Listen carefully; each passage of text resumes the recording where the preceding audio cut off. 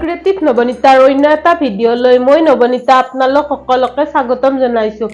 আজি মই আপোনালোকৰ ওচৰত লৈছো ভলা বাংনা আৰু মাছৰ এটা ধুনীয়া ৰেচিপি।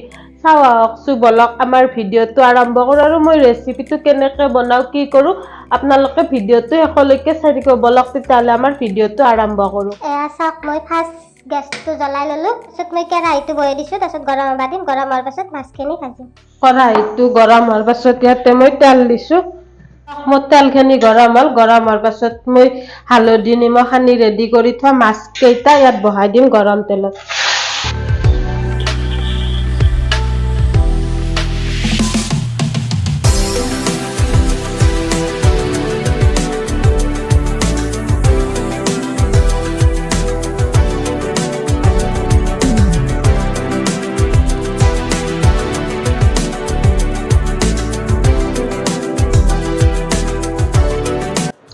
চাওক মোৰ মাছকেইটা ভাজা হ'ল, মই নামাই থম।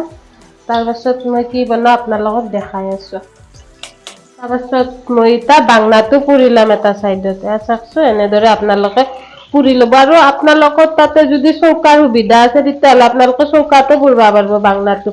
আমাৰ যিহেতু চৌকাৰ ফেচিলিটি নাই সেইকাৰণে মই গেছত এনেদৰে বাংনাটো পুৰি লৈছো। অৱশ্যে গেছত কৰি চৌকাত পুৰিলে সোৱাদটো বেছি হ'ব।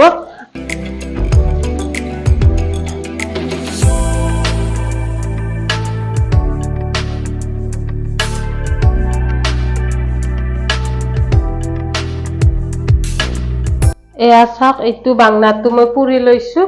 পুৰি কিনে বাকলিটো ধুনীয়াকে চেলাই লম। আপোনালোকে বাৰু বেঙেনা এনেদৰে পুৰি মাছৰ লগত আঞ্জা বনাই খায় নে নাখায় মোক কমেণ্টত জনাবচোন। মই কিন্তু বেঙেনাৰ পুৰি এনেদৰে মাছৰ লগত আঞ্জা বনাই খাই বহুত ভাল পাওঁ। আৰু এই ৰেচিপিটো বনাব বহুত ইজি হয়। বনাব যিমান ইজি হয় তাতকৈ খাবলৈ বহুত টেষ্টি হয়। আৰু আপোনালোকে যদি বেঙেনা পুৰি এনেদৰে বনাই খাই পোৱা নাই এবাৰ খাই চাবচোন এই ৰেচিপিটো, তাৰ পাছত মোক কমেণ্টত জনাব কেনেকুৱা পায়। চাওকচোন বেঙেনাটোৰ বাকলিটো গুচোৱা হোৱাৰ পাছত মই এই কলাখিনি হাতেৰে এনেদৰে মুচি দিছো। তাৰপিছত মই এইটো ধুনীয়াকে পিচকে কাটি ল'ম আৰু চাম যাতে ভিতৰত মানে পকা চকা নাথাকে একো।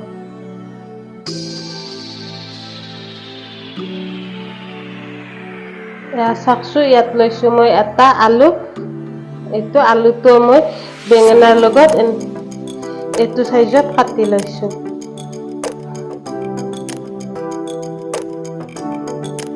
পিঁয়াজ এটা লৈছো। পিঁয়াজটো মই একে চাইজত মিহিকে কাটি লম।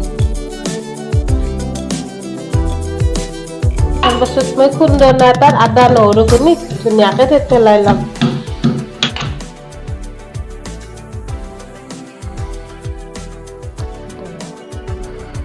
দুটা লৈছো কেঁচা জলকীয়া দুটা ফালি লৈছো ভাজেদি। জিৰা লৈছো 1 চামুচ, শুকান জলকীয়া দুটা, তেজপাত লৈছো এটা। এতিয়া এইখিনি আমাৰ জগালখিনি হ'ল। এতিয়া আমি আঞ্জাখন বনাম আৰু মই কেনেদৰে বনাওঁ আপোনালোকে ভিডিঅ'টো শেষলৈকে চাই থাকিব। মাছ ভাজি ৰোৱা তেলৰ লগত আৰু অলপ মই তেল দিছো। গৰম হ'ল, গৰম হোৱাৰ পাছত মই ইয়াত জিৰা 1 চামুচ দি দিছো। তাৰপিছত জিৰাখিনি ফুটাৰ পাছত শুকান জলকীয়া দুটা, তেজপাতটো, তাৰপিছত কেঁচা জলকীয়াটো দি ফাৰ্ষ্ট মই অলপমান এইখিনি ভালদৰে লাৰি দিছো। তাৰ পাছত মই কাটি ৰেডি কৰি থোৱা পিঁয়াজখিনি দি দিম। দি কিনে মই এইখিনি ভালদৰে তল ওপৰ কৰি লাৰি দিম। পিঁয়াজখিনি এইখিনি মান ভাজা হোৱাৰ পাছত মই থেতেলাই থোৱা আদা নহৰুখিনি দি অলপমান ভাজি ল'ম।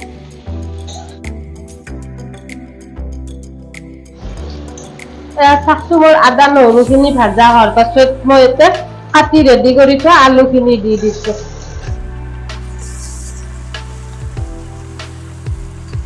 তাৰপিছত মই ইয়াত নিমখ 1 চামুচ দিছো। নিমখটো আপোনালোকৰ সোৱাদ অনুসৰি কম বা বেছি দিব। তাৰপিছত মই এইখিনি ধুনীয়াকে লাৰি দিম। তাৰপাছত মই ইয়াত 1 চামুচ হালধি গুড়ি দিছো। দি কিনে এইখিনি মই ভালদৰে লাৰি দিম। তাৰপিছত আলুখিনি অলপ ভাজা হোৱাৰ পাছত মই এতিয়া পুৰি থোৱা বেঙেনাখিনি এড কৰি দিম।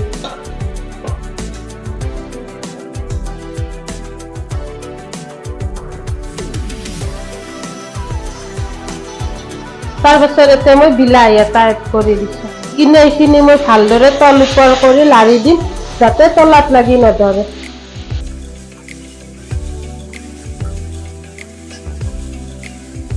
তাৰ পাছত ইয়াত মই মিক্স জিৰা, ধনিয়া আৰু জলকীয়াৰ গুড়ি 1 চামুচ দিছো। দি কিনে এইখিনি ভালদৰে তল ওপৰ কৰি লাৰি দিম। তাৰপিছত মই আঞ্জাখন লাৰি কিনে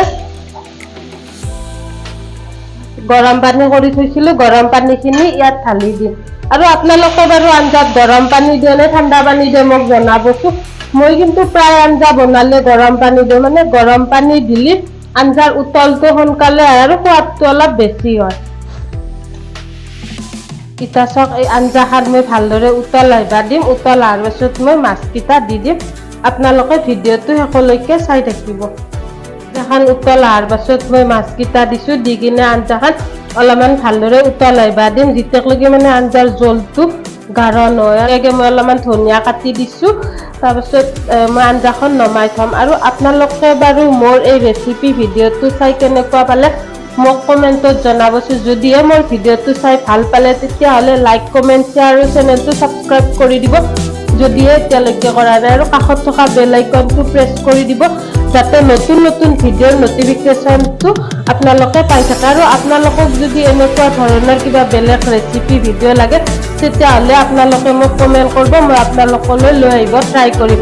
আৰু ভিডিঅ'টো শেষলৈকে চোৱাৰ বাবে আপোনালোকক বহুত বহুত ধন্যবাদ। থেংক ইউ ফৰ ৱাচিং।